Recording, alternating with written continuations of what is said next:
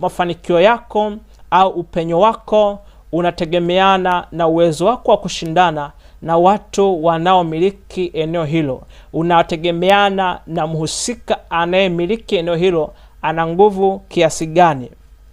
Nisikilize kwa makini sana ili upate kunielewa. Kwenye hili anga wanaketi wachawi. Kwenye hili anga sasa wachawi wanaketi hapo.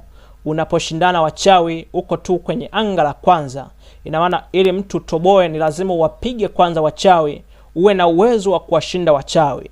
Unaona kwa kiasi gani watu wamelogwa, watu wameshinda kushinda, ni kwa sababu wachawi wa eneo wanaoshikilia maeneo hawajawashinda bado.